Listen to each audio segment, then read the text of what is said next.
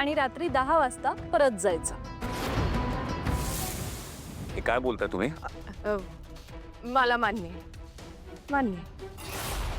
तिला काय चाललंय? एजे प्लीज, मला मान्य आहे.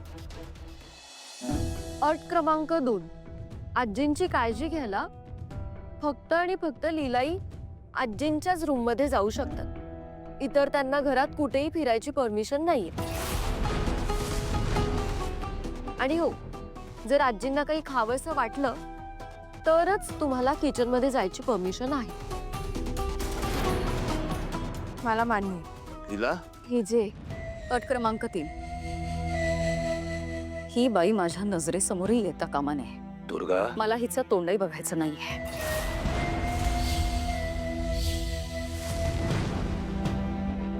मान्य आहे मला.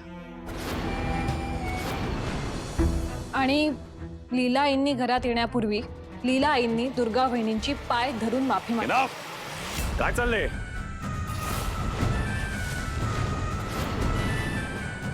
लीला असलं काही करणार नाहीये आणि हे तिचं घर आहे. या घरात येण्यासाठी तुम्ही तिच्यावर आटी घालू शकत नाही.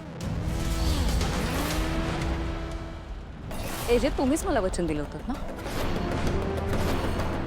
तुम्ही वचन दिलंय मला आणि आजींसाठी मागे घेते ते मी. फक्त एवढ्यासाठी आहेत माझ्या. ती आई जर मान्य नसते तर हा माझ्यावर अन्याय होईल.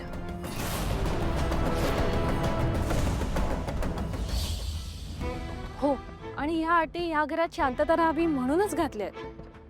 म्हणजे आता लीलाई जर घरी येणार असतील तर ह्या ना त्या कारणाने त्या दुर्गा वहिनींसमोर येणार. मग त्याचा त्रास त्यांना होणार. आधीच एकतर आजी आजारी आहेत, त्या दुर्गा वहिनी जर आजारी पडल्या तर सगळ्यांनाच त्रास होईल ना.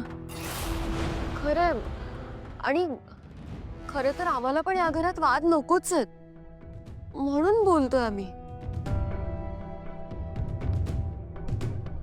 तुम्ही हे अति करताय. सांगतो शेवटचं मी तुम्हाला. ऐका माझं. आत्ता आपल्यासाठी आजी महत्वाची आहेत. मला जर आजींना भेटता येणार असेल, त्यांची काळजी घेता येणार असेल ना, तर मी काय वाटेल ते करायला तयार आहे खरंच. आणि ह्या म्हणतात ते बरोबरच आहे.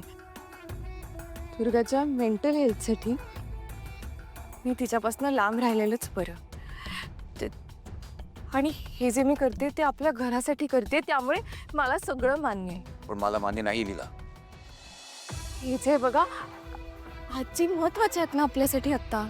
मला काही ऐकायचं नाही. तुला आईला भेटायचं ना, चल.